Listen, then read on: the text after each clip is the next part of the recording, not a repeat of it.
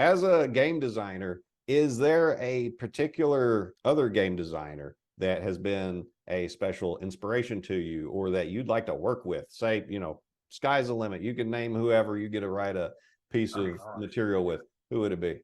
Joseph Carricker is someone that I've actually chatted with in person. He is LGBT game designer. He currently works for Green Ronin, but he has written products for White Wolf and World of Darkness, along with some other stuff. He also has done a lot of Blue Rose, which is a very queer and queer-friendly setting, very Mercedes Lackey. It's kind of what you get out of it if you read through the material. He's been amazing just to chat with, and I would love to meet him someday and maybe get to work with him. I mean, I don't think I have near the writing potential yet, but it would still be cool to be like, hey, look, I got to help with this, But Heck yeah. Yeah, he's probably the first one that comes to mind that I would really like to meet and work with. Have you asked if you could work with him? Maybe do some proofreading? I have asked if I can use some of his material. I'm in the process of writing something for Call of Cthulhu. The Miskatonic Repository is their open game community content program. And this has actually been going on for a while, and it just kind of fell by the wayside.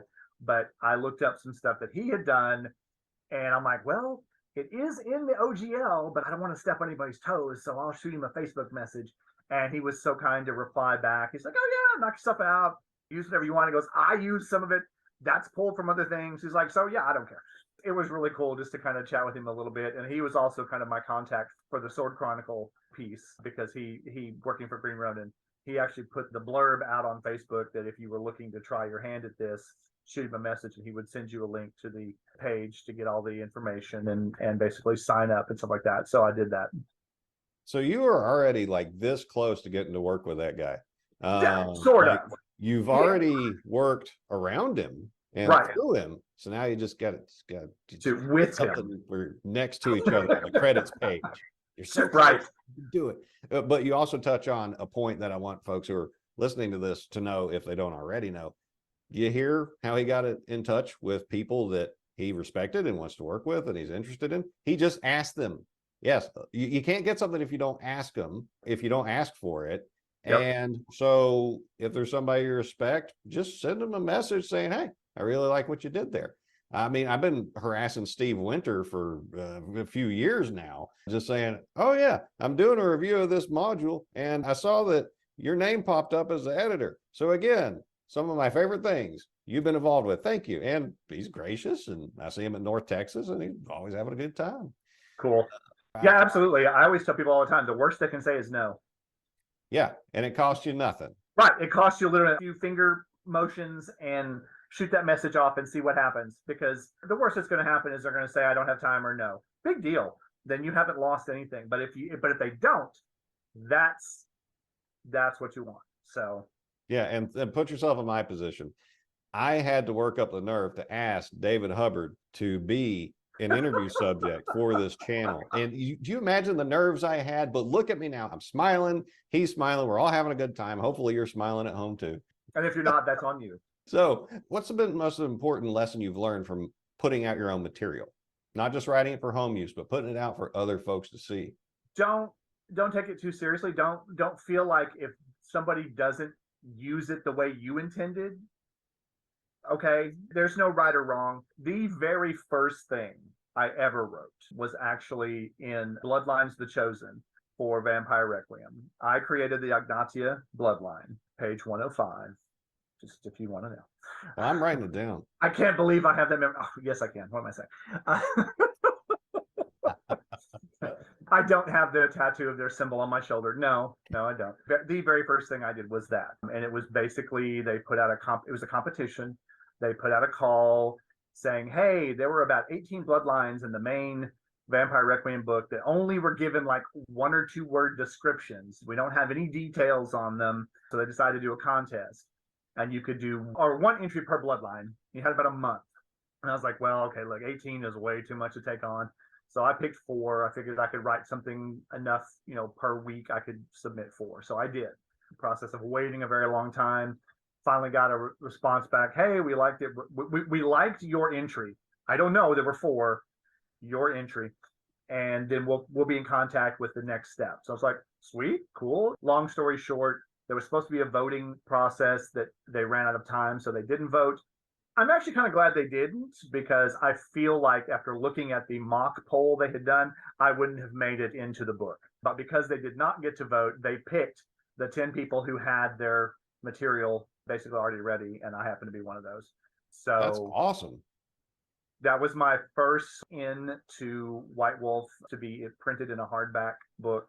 And honestly, they had very little editing for me, and it was kind of a nice thing that because they wrote a little blurb for each one of us, and his was actually very sweet and to the point for me. He was like, he didn't need a whole lot of help or whatever, and I was like, all right. I'm like, that's fine. I think I kind of like that. That's good.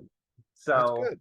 That means that you've got enough skill on your own to where you're not a burden to others when it comes to that part. Right. And I mean, there were things, of course, that when it came time for the red lines, I look back at it and go, oh my God, that was awful. It's like people embraced from different ethnicities have different appearances. Well, no joke, right? Like, and then I'm like, did I actually write that? Oh God, that's actually in print. Okay, great.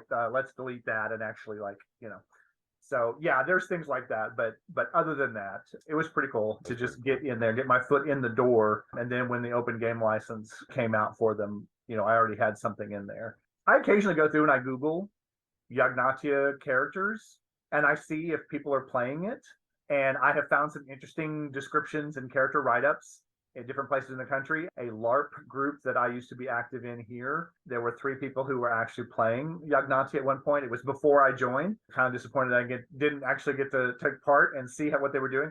But from what I hear, I was like, of all the things you could play, you picked mine. I'm like, how cool is that?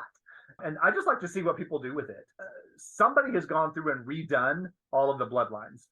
And when they posted on the Requiem Facebook group that they were fixing to put out their next product, and it was including the Yagnatia, I was like, ooh, I can't wait to see what you do with it or whatever. And it took him a little bit to figure out why I was so excited. And finally he messaged back, he goes, oh my God, I realized you're the one who made it the first time. I was like, yeah, but that's not the point. I just want to see what you do with it. What do you do with my stuff, and then change it, update it, and make it yours? Because that's just fascinating. So you didn't take umbrage that other people would be touching your material? Not at all. You are the master of the Yagnatia. No, because I still have the original and it's still in print. So that's fine. But it's almost like the artwork for each of our pieces in that book. I just wrote a description, and one of the art pieces by an amazing artist, she created this piece from what I wrote. I'm like, you read something I wrote and then you drew this, and that just blows me away. Did it come out different than you had in your own mind's eye, or was it exactly what you were thinking? It was done a little differently, the art piece, but I don't care. Again, that was your interpretation, and that's amazing. I cannot draw to save my life. So having someone else be able to do that kind of work, that's fantastic. And that does remind me that while I was going through the Lost Grimoire book, I noticed that you didn't go with the sometimes default position of a smaller independent publisher of really skimping on the art. I think that you made good use of stuff that's already out there, as well as I believe you commissioned one, or at least purchased one from an artist who had their stuff covers, online. yes.